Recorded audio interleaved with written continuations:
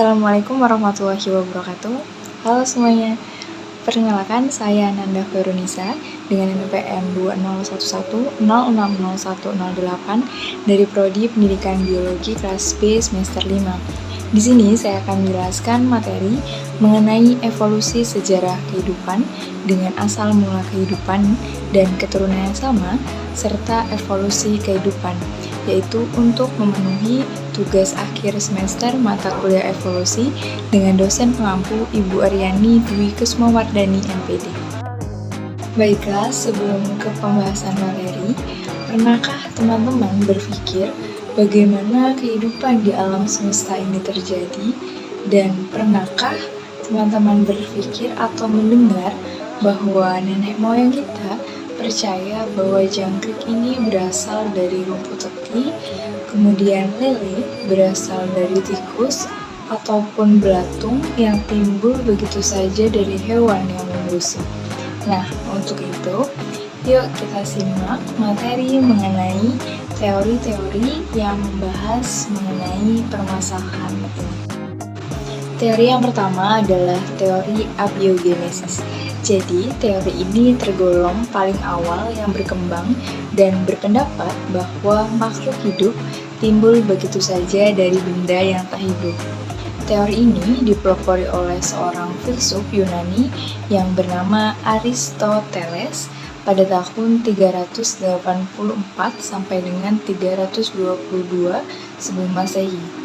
Nah, hal ini sesuai dengan pemikiran yang saat itu yang belum ditunjang dengan teknologi modern dan cenderung melihat fakta yang ada tanpa melalui pembuktian secara ilmiah.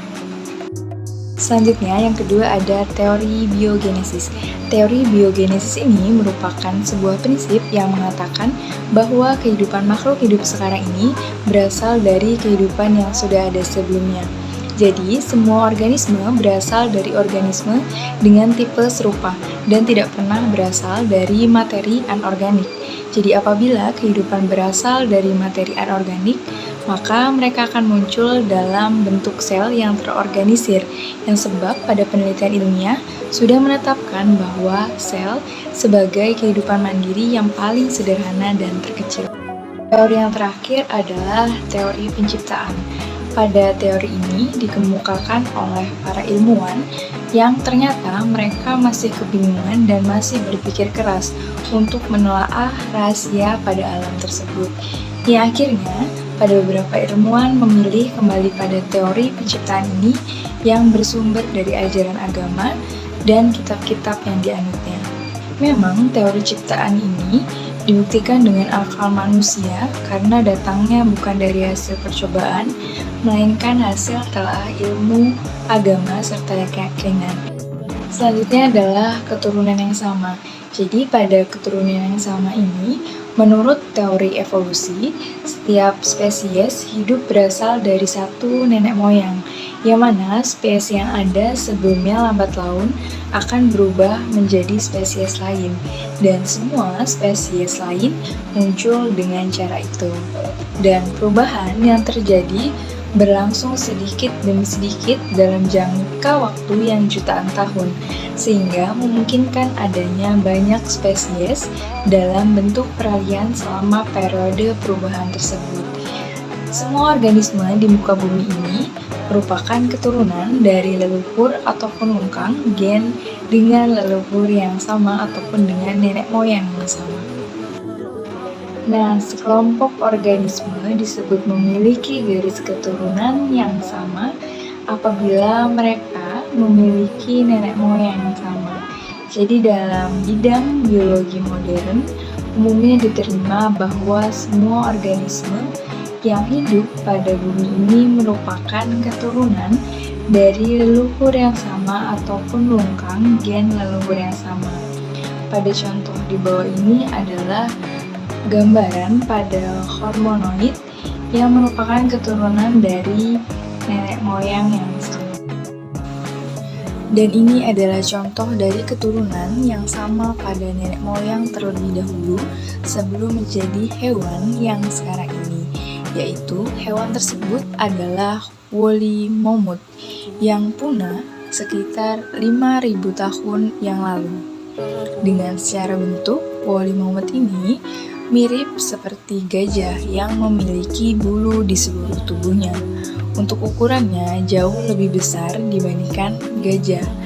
Dan habitatnya pada saat itu adalah di padang rumput ataupun di salju dengan ukuran gading yang sangat besar.